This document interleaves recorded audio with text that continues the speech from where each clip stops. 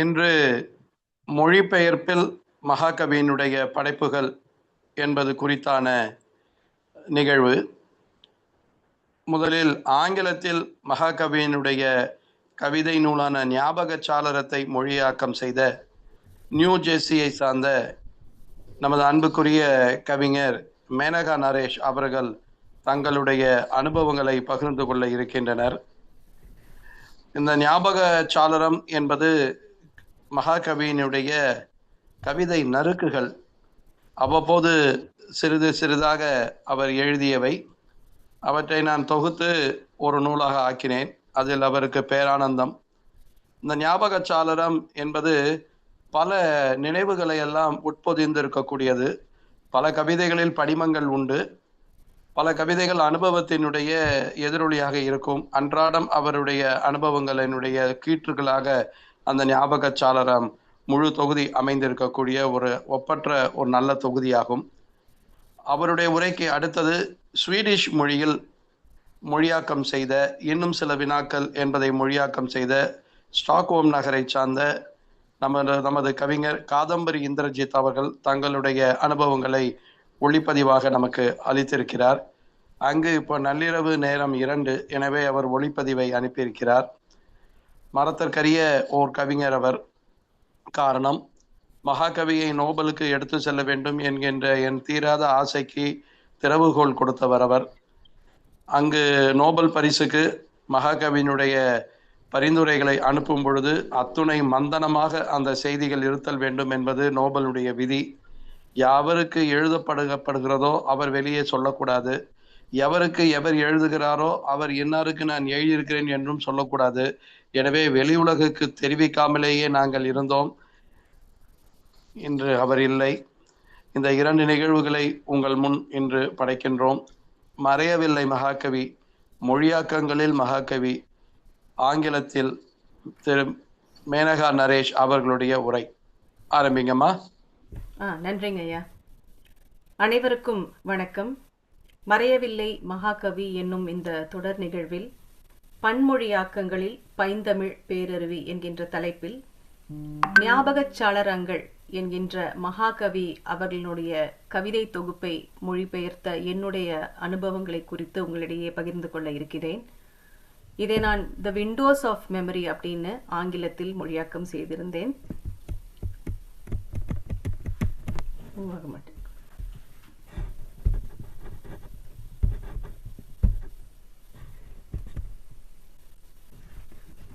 சங்கத்தமிழின் சீர்மிகு செம்மையிலிருந்து இன்றைய நவீன சிந்தனையின் ஆழம் வரை தன் படைப்புகள் என்னும் இரத்தினங்களால் தமிழ் மொழியை அலங்கரித்து ஒளி சேர்த்த ஈடு இணையற்ற கவிஞராக மகாகவி ஈரோடு தமிழன்பன் உயர்ந்து நிற்கிறார்.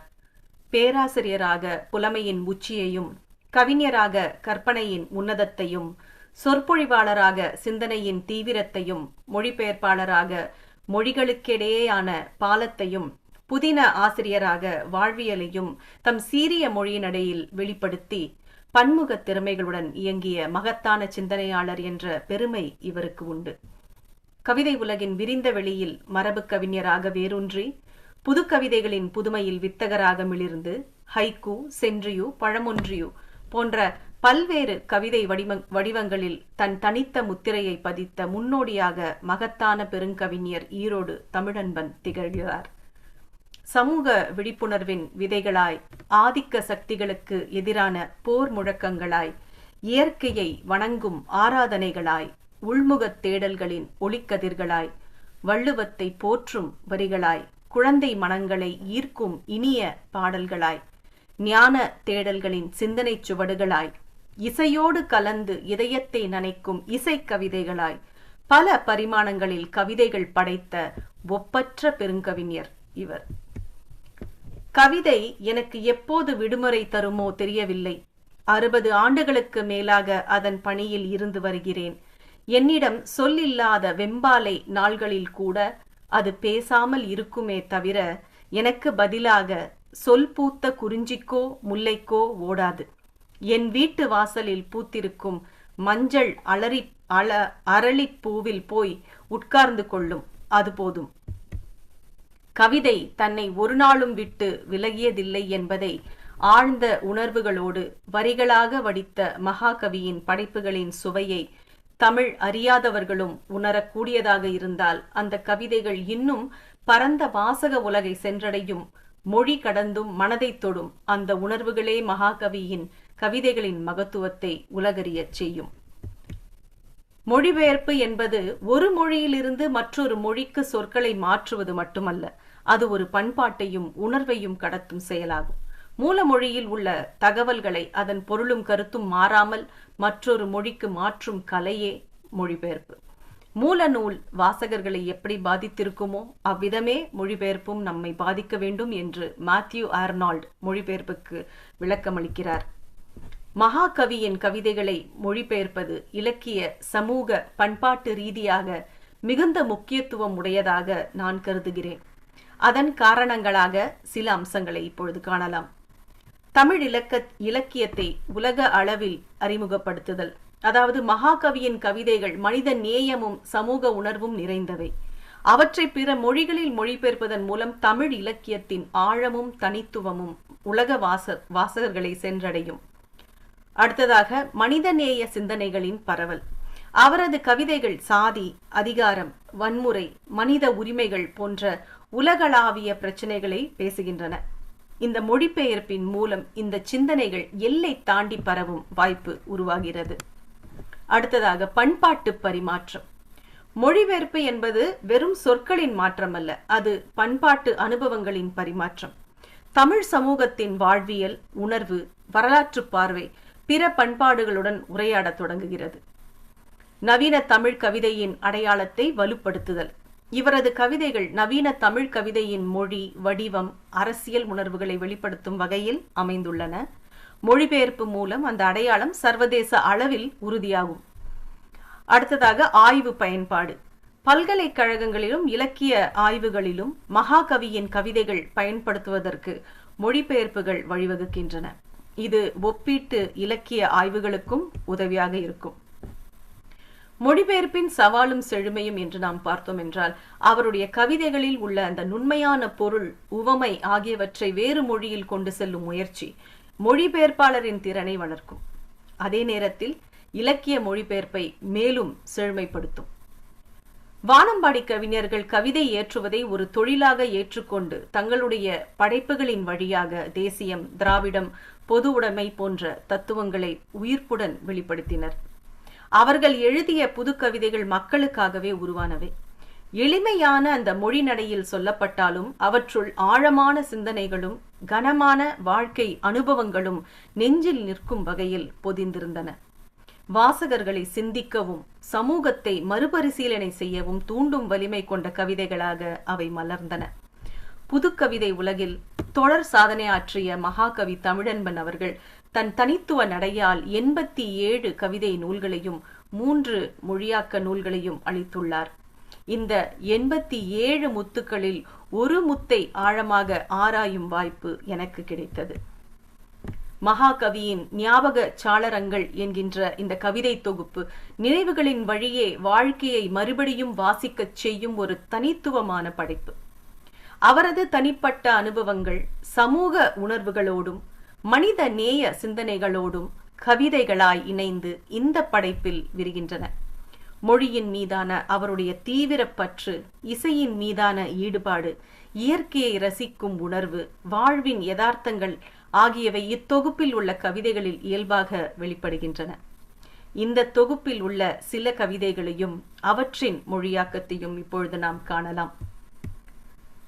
கடல் பேச விரும்பினால் கப்பலை தனது ஆழத்திற்கு இழுத்து போகக்கூடாது என்ற இந்த கவிதை ஒரு ஆழமான உருவக அர்த்தத்தை கொண்டது. 3 வரிகள்தான். கடல் பேச விரும்பினால் கப்பலை தனது ஆழத்திற்கு இழுத்து போகக்கூடாது. கடல் என்பது அளவற்ற ஆழமும் வலிமையும் கொண்ட ஒன்றை குறிக்கின்றது. கப்பல் என்பது அதனுள் பயணம் செய்யும் மென்மையான மனித வாழ்வையோ தனிநபரையோ அல்லது ஒரு சமூகத்தையோ சுட்டிக்காட்டலாம்.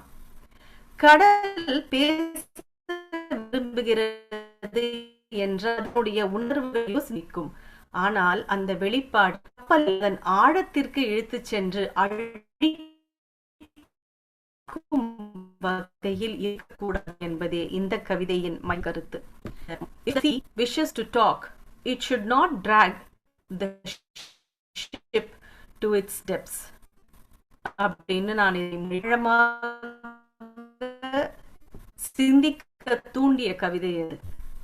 அடுத்ததாக பேசுவதில்லை, பகல் அதை பற்றி பேசாமல் இருப்ப. கவிதை மீண்டும் வாசிக்க. இரவு பேசுவதில்லை, பகல் அதை பற்றி பேசாமல் இருப்பதில்லை என்ற வரிகள் நிசப்தமான இரவின் தன்மையையும் இரைச்சலான பகலின் செயல்பாடுகளையும், சில உணர்வுகள் இரவில் அமைதியாக இருந்தாலும் பகலில் அவை மனதை இந்த கவிதை அமைந்துள்ளது.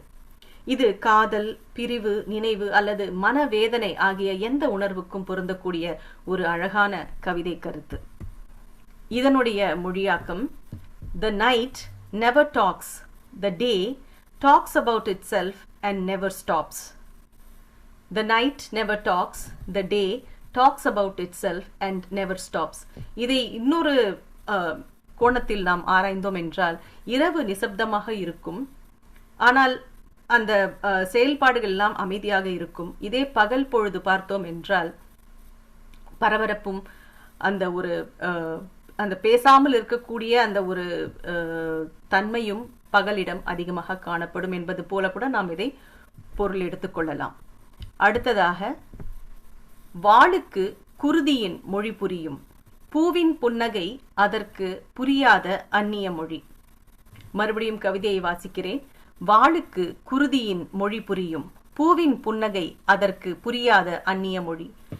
இந்த கவிதையில் வாள் என்பது வன்முறை, போர், அழிவு ஆகியவற்றின் சின்னமாக வருகிறது. குருதி என்பது வாளுடன் பழகிய ஒன்று. அதனால் குருதியின் மொழி வாளுக்கு புரிகிறது என்று சொல்லப்படுகிறது. ஆனால் பூ என்பது அமைதி, அன்பு, அழகு, மென்மை ஆகியவற்றின் அடையாளம். அதன் புன்னகை வாளுக்கு புரியாத ஒரு அந்நிய மொழி. வன்முறையில் வாழ்பவர்களுக்கு அன்பும் அழகும் புரியாது. கொடூரம் பழகிய மனங்களுக்கு மென்மை எட்டாது என்ற கருத்தை இந்த கவிதை உணர்த்துகிறது. இதனுடைய மொழியாக்கம்: The sword understands the language of the blood. The smile of the flower is like a foreign language it fails to understand. The sword understands the language of the blood. The smile of the flower is like a foreign language it fails to understand. அடுத்ததாக, தூங்கிக் கொண்டிருக்கும் ஓர் இலையின் பின்புறமாய் ஒரு கம்பளிப்பூச்சி நகர்ந்து கொண்டிருக்கிறது. நிம்மதி இழந்த மரம் நெளியவும் முடியவில்லை. இதுதான் கவிதை. அதாவது, தூங்கிக் கொண்டிருக்கும் ஓர் இலையின் பின்புறமாய் ஒரு கம்பளிப்பூச்சி நகர்ந்து கொண்டிருக்கிறது. நிம்மதி இழந்த மரம் நெளியவும் முடியவில்லை. இந்த கவிதை வரிகள் உருவகமும் நுண்ணுணர்வும் நிறைந்தவை. இங்கு இலை என்பது அமைதி, அப்பாவித்தனம் அல்லது கவனமற்ற ஒரு நிலையை குறிக்கின்றது. தூங்கிக் கொண்டிருக்கும் என்பது எந்த அபாயத்தையும் உணராத பாதுகாப்பற்ற நிலை. கம்பளிப்பூச்சி மெதுவாக நகரும் ஒரு உயிர். ஆனால் அது இலைக்குள் ஒளிந்து கொண்டு அதை தின்னப்போகும் ஒரு அபாயம் அதுவும் இருக்கிறது. அந்த இலைக்கு அது தெரியவில்லை. இது கண்ணுக்கு தெரியாத மெதுவாக வளர்கின்ற அச்சுறுத்தலை காட்டுகிறது. அதாவது, வெளிப்படையாக தெரியாத பிரச்சனை அல்லது துன்பம், இலைக்கு நேரும் அபாயம் முழு மரத்தையும் பாதிக்கிறது. இங்கு மரம் என்பது ஒரு சமூகத்தையோ அல்லது குடும்பம், நாடு அல்லது ஒரு பெரிய அமைப்பாகவும் நாம் அதை எடுத்துக்கொள்ளலாம். ஒரு சிறிய இடத்தில் ஏற்படும் பாதிப்பானது அந்த முழு தொகுதியின் அமைதியை குலைக்கிறது. மரம் ஆபத்தை உணர்கிறது, ஆனால் அதை எதிர்க்க இயலாத ஒரு நிலையில் அது இருக்கிறது. இது வலியை கண்டு உணர்ந்தும் தன்னை காக்க இயலாத ஒரு சக்தியின்மையை காட்டுகிறது. இதை சமூக அநீதிகள் அல்லது மனித மனத்தின் உள் போராட்டம் என்று பல பரிமாணங்களில் இதை நாம் வாசிக்கலாம். இதுவே மகாகவி ஈரோடு தமிழன்பனின் கவிதை வலிமை. அடுத்ததாக இதன் மொழியாக்கம்: On the back of a sleeping leaf, a caterpillar crawls. The restless tree couldn't even wriggle. மீண்டும் படிக்கிறேன். On the back of a sleeping leaf, A caterpillar crawls. The restless tree couldn't even wriggle. அப்படின்னு இதை நான் மொழியாக்கம் செய்திருந்தேன். அடுத்ததாக மரண பயம் பற்றிய ஒரு கவிதை. மரண பயம் இல்லாத மலர்களோடு உறவு வைத்துக் கொள்ளுங்கள், நம்பிக்கை உங்களுக்குள் பூத்துவிடும். மரண பயம் இல்லாத மலர்களோடு உறவு வைத்துக் கொள்ளுங்கள், நம்பிக்கை உங்களுக்குள் பூத்துவிடும். அதாவது மரண பயம் இன்றி மலர்ந்து உதிரும் மலர்களைப் போல் வாழ்க்கையின் நிலையற்ற தன்மையையும் அழகாக ஏற்றுக்கொள்ளும் மனங்களுடன் நாம் உறவு வைத்துக் கொள்ளும் போது பயம் மெதுவாக நம்மை விட்டு விலகுகிறது என்று பொருள்படும் வகையில் இந்த கவிதை அமைந்திருக்கிறது. இழப்புகளையும் முடிவுகளையும் இயல்பான ஒன்றாக பார்க்கும் அந்த மனநிலை நம்மையும் தைரியமாக வாழ மெதுவாக கற்றுத்தருகிறது. அப்போது நம்பிக்கை என்பது வெளியில் தேட வேண்டிய ஒன்றாக இல்லாமல் நம்மளுடைய உள்ளத்திலேயே ஒரு மலராக மலர்கிறது. இந்த கருத்தாழம் மிக்க கவிதையின் மொழியாக்கம். Have a relationship with flowers that have no fear of death. Faith will certainly blossom within you. Have a relationship with flowers that have no fear of death. Faith will certainly blossom within you. மகாகவி தமிழன்பன் அவர்களின் ஞாபகச் சாளரம் என்னும் இந்த கவிதை தொகுப்பில் இடம்பெற்றுள்ள 138 கவிதைகளில் இருந்து தேர்ந்தெடுக்கப்பட்ட ஒரு 5 கவிதைகளின் மொழியாக்கங்களை மட்டும் இங்கு நான் பகிர்ந்து கொண்டுள்ளேன்.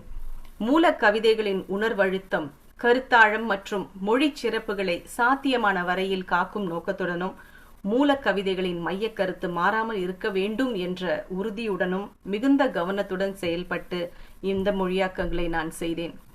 மொழி மாறினாலும் கவிதையின் உயிர் மாறக்கூடாது என்ற பொறுப்புணர்வோடு மொழியாக்கங்கள் மேற்கொள்ளப்பட்டுள்ளன. இந்த கவிதை தொகுப்பை ஆங்கிலத்தில் மொழிபெயர்க்கும் வாய்ப்பினை முனைவர் அமிர்த கணேசன் அவர்கள் எனக்கு வழங்கியதை ஆழ்ந்த நன்றியுணர்வுடன் நினைவு கூறுகிறேன். இந்நூலின் உணர்வையும் நயத்தையும் பிற மொழி வாசகர்களிடம் கொண்டு சேர்க்கும் பொறுப்பை எனக்கு அளித்த அவரது பேரன்பும் நம்பிக்கையும் இம்மொழியாக்க முயற்சிக்கு உற்சாகமும் அர்த்தமும் அளித்தன. மகாகவி தமிழன்பன் அவர்களின் நினைவுகள், சமூக உணர்வு, மனிதநேய பார்வை ஆகியவை இந்த கவிதைகளின் வழியாக வெளிப்படுகின்றன. அவற்றை வேறு மொழி வாசகர்களிடமும் கொண்டு சேர்க்கும் முயற்சியாகவே இந்த மொழியாக்கங்கள் அமைந்துள்ளன. இந்த 5 கவிதைகள் முழு தொகுப்பின் ஆழத்தையும் பரப்பையும் பிரதிநிதித்துவப்படுத்தும் சிறு சாளரங்களாக விளங்குகின்றன.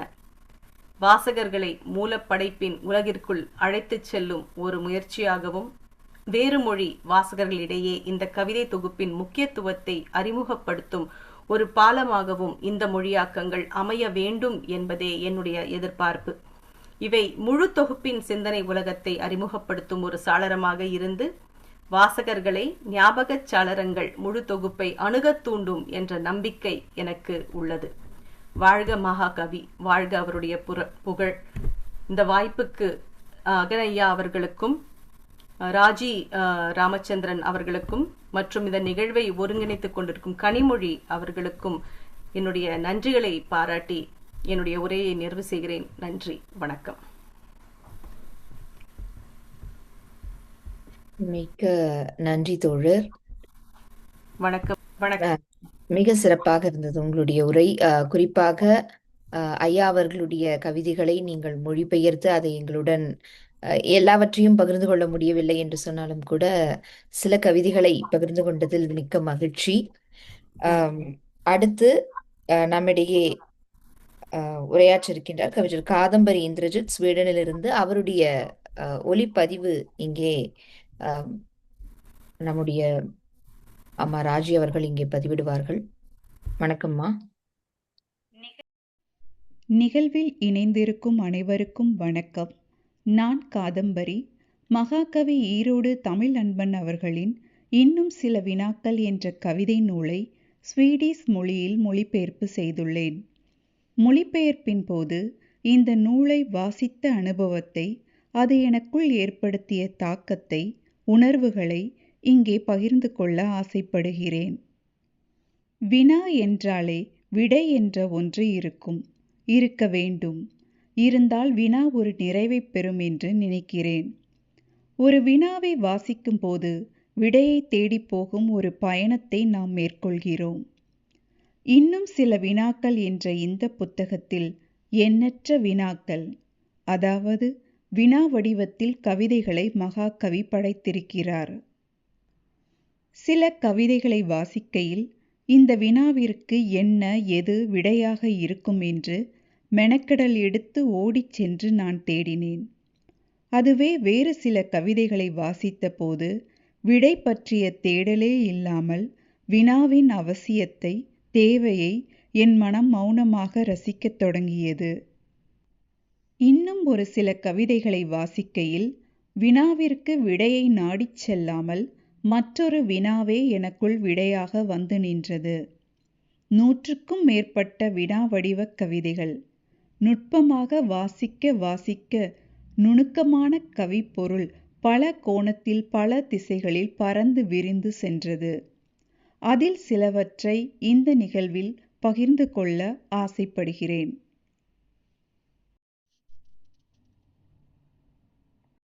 மற்றொரு கேள்வியே பதிலாய் மாறிப்போன கேள்வி கவிதைகளிலிருந்து ஆரம்பிக்கின்றேன்.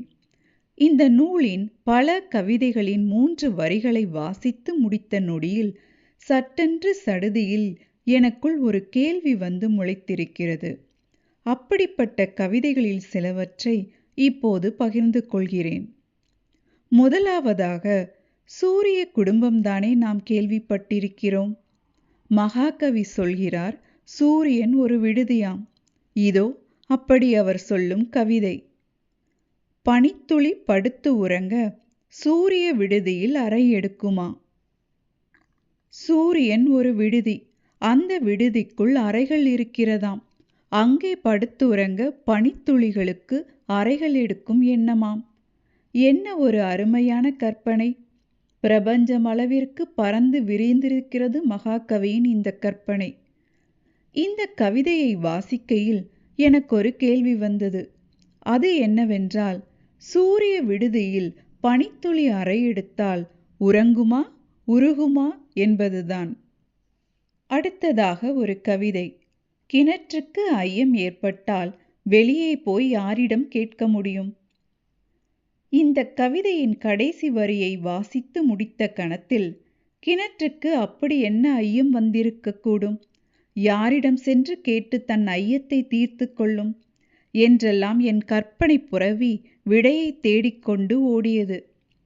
இதைவிட இந்த கவிதையில் கிணற்றுக்குள் புதைந்து கிடக்கும் வீட்டுப் பொருட்கள் போல கிணற்றின் இயலாமை இல்லாமை ஒன்று மறைந்திருப்பது போல, மகாகவி மறைத்து வைத்திருப்பது போல நான் உணர்கிறேன். இப்போது இந்த கவிதையை பாருங்கள். படத்திலிருந்து பட்டாம்பூச்சி பறந்துவிட்டது. ஓவியன் துரத்தி பிடித்து விடுவானா? தத்ரூபமாக ஓவியன் ஒரு ஓவியத்தை வரைந்திருக்கிறான். அந்த ஓவியம் அப்படி வரையப்பட்டிருக்கிறது. அதை இப்படியும் சொல்லலாமோ? சொல்லலாம் என்று மகாகவி நமக்கு சொல்லிக் கொடுக்கிறார். சரி, பட்டாம்பூச்சியை பிடித்து விட்டால் ஓவியன் என்ன செய்வான்? ஓவியத்தில் ஒட்டி வைப்பானா? மீண்டும் பறக்க விட்டு ரசிப்பானா? இக்கவிதையை வாசித்த பின் ஏனோ இப்படி ஒரு கேள்வி கேட்கலாமே என்று எனக்குள் தோன்றியது. அடுத்த கவிதை ஒன்று. ஒரு சொல் இறந்ததற்காகவா உலகத்து காக்கைகள் எல்லாம் துக்கம் அனுசரிக்கின்றன? காக்கைகள் எப்படி துக்கம் அனுசரிக்கும்? மௌனமாக கண்ணீரில் கரைந்து கவலைப்படுமா? இல்லை சத்தமாக கரைந்து துயரத்தை வெளிப்படுத்துமா? காகங்கள் அஞ்சலி செலுத்த நினைக்கும் சொல் எந்த சொல்லாக இருந்திருக்க முடியும்?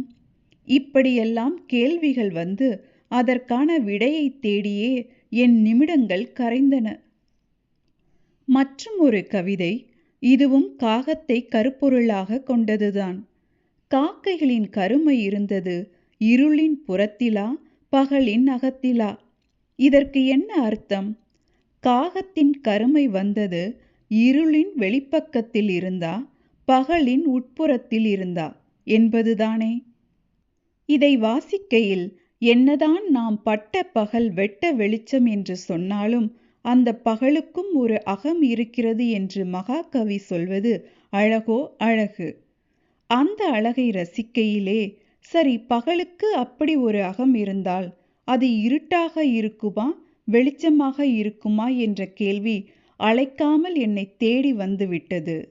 விடை இருட்டாகத்தான் இருந்திருக்கும் என்று நினைக்கிறேன். ஏனெனில் பகலின் அகத்தில் இருந்து காக்கையின் கருமை வந்திருக்குமோ என்று மகாகவி கேட்டிருக்கிறாரே.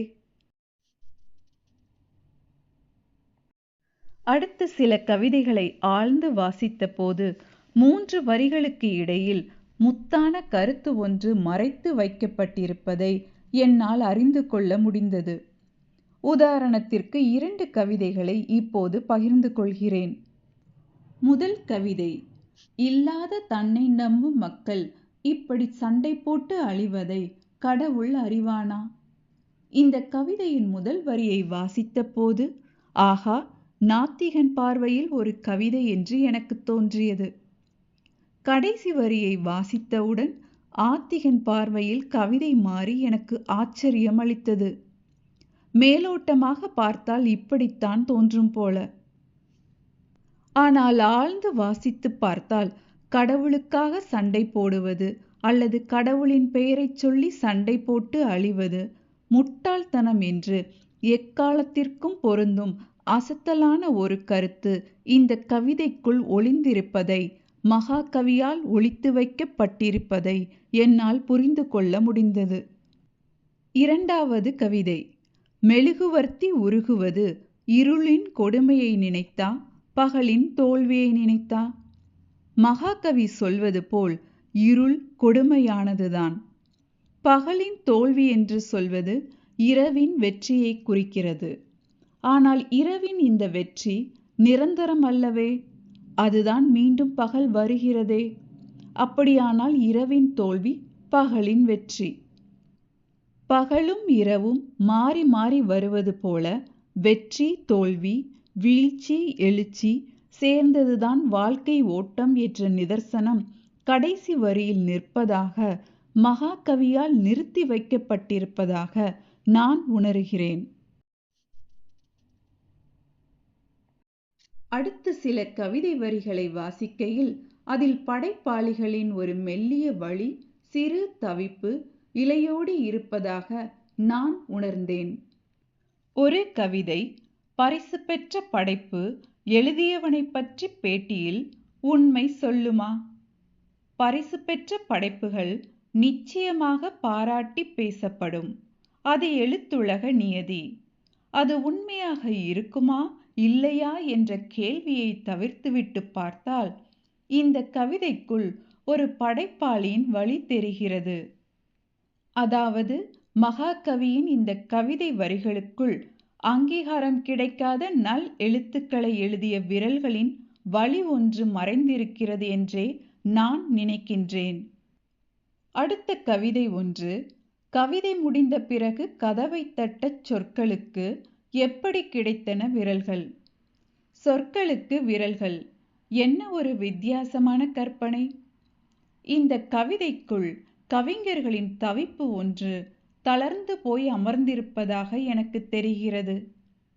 மூளையின் ஒவ்வொரு மூளைக்கும் ஓடி ஓடிச் சென்று வார்த்தைகளை தேடி அலைந்து அவைகளை கண்டறிந்து சேகரித்து நிறைவான அழகான கவிதை வார்த்த பின்பு மூளையின் வாசலில் என்னை மறந்துவிட்டாயே என்று வந்து நிற்கும் வார்த்தையை வைத்துக்கொண்டு என்ன செய்ய என்று புரியாமல் தவிக்கும் ஒரு படைப்பாளியின் தவிப்பு மறைந்து இருப்பதாக என்னை உணர வைக்கிறது மகாகவியின் வார்த்தை தேர்வுகள். ஒரு சில கவிதைகளை வாசித்த போது மகாகவியின் சிந்தனையை ஒட்டி நானும் சிந்தித்து பார்த்தால் எப்படி இருக்கும் என்று எனக்குள் தோன்றியிருந்தது. அதுபோல் சில கவிதைகளை இப்போது பார்க்கலாம். முதல் கவிதை, கடைசி மனிதனும் காலமான பிறகு கடவுளின் கதி என்ன? கடவுளை யோசித்து மகாகவி கவலைப்படுவது போல் நானும் சிலவற்றை யோசித்து சில கவலைகளை என கழித்து கொள்ள பார்த்தேன். இதோ அப்படி யோசித்ததின் விளைவு. வண்ணம் நீங்கினால் வண்ணத்து பூச்சியின் பெயர் என்னவாக இருக்கும்? கனவை பிரித்துவிட்டால் தூக்கத்தின் துணை எதுவாக இருக்கும்? வெண்மையை எடுத்துவிட்டால் பாலின் நிறம் எதுவாக மாறும்? போன்ற கவலை கேள்விகளை எனக்குள் நானே கேட்டும் கொண்டேன். அடுத்த ஒன்று, சூரியன் படுக்கப் போகும்போது வெப்பச்சட்டையை கழற்றி எங்கே மாட்டுவான்? வெப்பச்சட்டை என்ன ஒரு அழகான சொல்லாடல்! இதை வாசிக்கையில் வேர்க்குமென்றே தெரிந்து மேகப் போர்வையை போர்த்தி உறங்கும் சூரியன் என்று எனக்கும் எழுதத் தோன்றியிருக்கிறது. சில கவிதை வரிகளை வாசிக்கையில் மகாகவியின் சிந்தனை ஓட்டத்தை நினைத்து சிலிர்க்காமல் இருக்க முடியவில்லை. இந்த கவிதையை பாருங்கள். 10க்கு பின் 11 வர மறுத்துவிட்டால் 12 எங்கே திரும்பி போகும்? எண்களுக்கும் முடிவுகள் எடுக்கும் எண்ணங்கள் இருக்கலாம், முயலாமைகளும் இருக்கலாம் என்று சிந்தித்திட மகாகவியால் மட்டுமே முடியும். இதேபோல் மலர்கள் பாடத் தொடங்கிவிட்டால் வண்டுகள் ரசிகர் மன்றம் அமைக்குமா என்ற கவிதையில் மலர்களுக்கும் குரல் உண்டன. மலையில் மனத்துள் ஞாபகமாக இருப்பது வானமா பூமியா என்ற வரிகளில் மலைக்கும் ஒரு மனம் இருக்குமென. இதேபோல் இன்னும் பல பல சிலிர்க்க வைக்கும் சிந்தனை ஓட்டங்கள் இருக்கின்றன. குறிப்பாக கடலுக்குள் கேள்விகள் நீந்துமென, தீவுகளுக்கும் கனவுகள் இருக்குமென, கனவுகளுக்கும் சிறகுகள் முளைக்குமென, நட்சத்திரத்திற்கும் மனம் உண்டன என்ற மகாகவியின் எண்ண ஓட்டங்கள் எத்தனை எழிலாக இருந்திருக்கிறது! அடுத்து ஒரு கவிதை. பேரன் பேத்தி எடுத்தவர்களுக்கான கவிதை இது. அதாவது பாட்டி தாத்தாக்களின் எக்கச்சக்க மகிழ்ச்சியை வெளிப்படுத்தும் ஒரு கவிதை. இதோ அந்த கவிதை வரிகள். ஒரு கேள்வியை பேரனிடம் தூக்கி போட்டதற்கு பதில் 10 கேள்விகளா? இந்த கவிதையில் நரைகூடிய நிறைவான நாட்களில் பாட்டி தாத்தாக்களின் சந்தோஷ சலிப்பை நயமாக மகாகவி வெளிப்படுத்தி இருக்கிறார். கடைசியாக ஒரு கவிதையை சொல்லி இந்த நிகழ்வில் என் பேச்சை நிறைவு செய்கிறேன். இதுதான் அந்த கவிதை. கண்ணீரஞ்சலி படத்தில் அப்படி சிரிக்கிறார். அவ்வளவு இன்பமோ மரணம்? இருக்கலாம். மரணம் இன்பமாக இருக்கலாம். மரணத்திற்கு பின்னும் பேசப்படும் வாழ்க்கை வாழ்ந்திருந்தால் மரணம் இன்பமானதாக இருக்கலாம். மகாகவி வாழ்ந்த போதும் அவரை பற்றி பேசினோம். அவர் மறைந்த பின்பும் அவரை பற்றி பேசுகிறோம். ஆகையால் மறையவில்லை மகாகவி. இன்னும் இன்னும் அவரை பற்றி பேசிக்கொண்டுதான் இருக்கப் போகிறோம். அப்படியென்றால் மறையவும் போவதில்லை மகாகவி. இது போன்ற ஒரு நிகழ்வில் பேச வாய்ப்பளித்ததற்கு மிக்க நன்றி. வணக்கம். காதம்பரி அவர்களுக்கு மிக்க நன்றி. நேரில் வர முடியாவிட்டாலும் கூட அவருடைய அந்த ஒலிப்பதிவு மிக அருமையாக பொறுமையாக இருந்தது. ஒரே ஒரு குறை, அவர் அந்த ஸ்வீடிஷ் மொழியிலும் அந்த கவிதைகளை படித்திருந்தால் மிகச் சிறப்பாக இருந்திருக்கும் என்பது என்னுடைய கருத்து.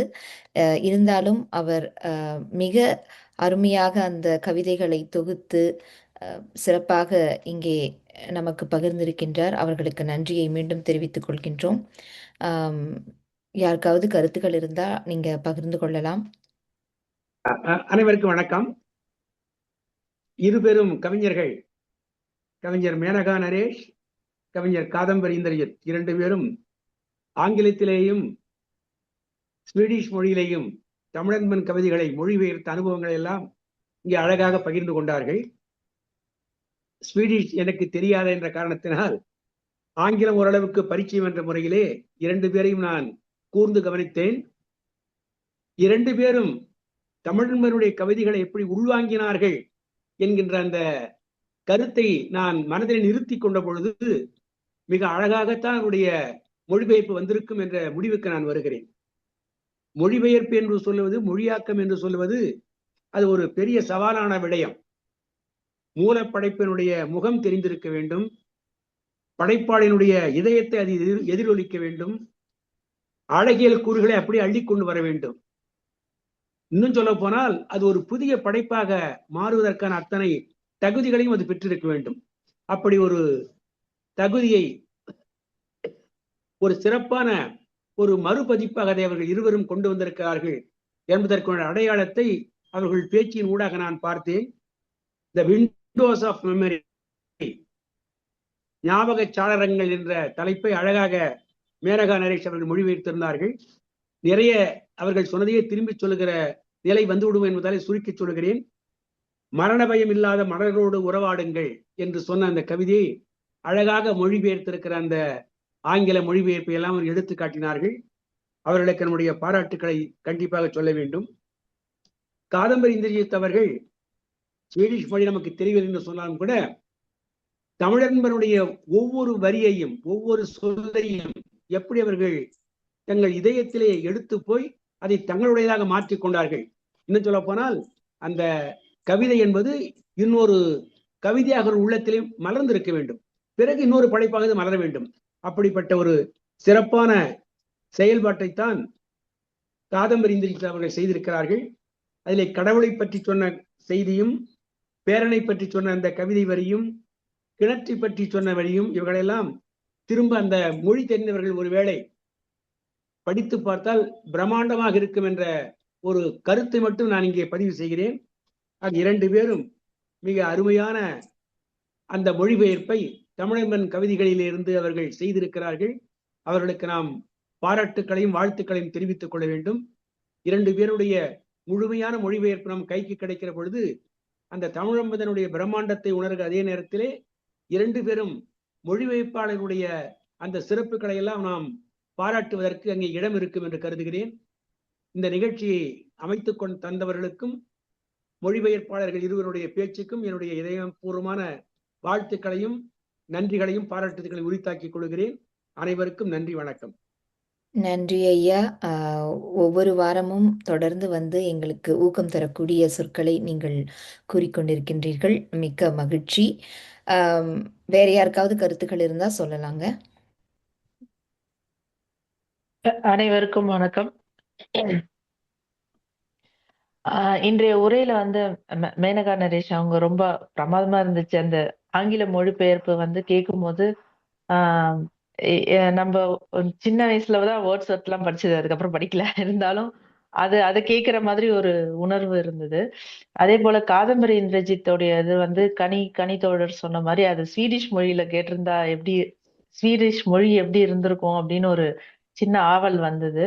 அது மட்டும் இல்லாம காதம்பரி இந்திரஜித்தோட அந்த காணொளியில வந்து நடுவுல அவங்க ஐயாவுடைய கவிதைக்கு நடுவுல வந்து விருதுகள் பத்தி போட்டிருந்தாங்க. அது ரொம்ப ரொம்ப அழகா இருந்தது. அது ஒரு நடுவுல ஒரு ஸ்பார்க் மாதிரி, ஒரு துளிர் மாதிரி ஒரு சிலிர்ப்பு வந்தது அந்த விருதுகள் பத்தி எல்லாம் போடும்போது. அதுதான் பகிர்ந்துக்கணும்னு நினைச்சேன். நன்றி. நன்றி நன்றி தோழர். வேற யாருக்காவது கருத்துக்கள் இருக்குங்களா? அனைவருக்கும் வணக்கம். நான் ராஜீவன்ஷ் பேசுகிறேன். ஒரு இன்ஸ்பிரேஷனாக இருந்தது அவங்க ரெண்டு பேரோட இதையுமே பார்க்குறப்ப. ஏன்னா தமிழ்லேருந்து நிறைய மொழிபெயர்ப்புக்கு போகிறதில்ல அப்படின்னு ஒரு குறைபாடு பேசப்பட்டுக்கிட்டே இருக்குது. ஆங்கிலத்திலேருந்து பாக்கி மொழியிலேருந்து தமிழுக்கு வருது. அதை வந்து இவங்க வந்து இந்த இதை இட்டு ரொப்புற மாதிரி இருந்தது. பாக்கி எழுதிட்டு இருக்க பயணப்பட்டுக்கிட்டு இருக்கவங்க எல்லாருக்குமே ஒரு இன்ஸ்பிரேஷனாக இருந்த மாதிரி இருந்தது. எல்லாரும் நீங்களாம் எதிர்பார்த்த மாதிரி நானுமே வந்து ஸ்வீடிஷ் மொழி எப்படி ஒலிக்கும்னு கேட்போன்னு ரொம்ப ஆவலாக இருந்தேன். இரண்டு பேருக்கும் பாராட்டுகள். மேனகா, உங்களுடைய மொழிபெயர்ப்பு ரொம்ப சிறப்பாக இருந்தது.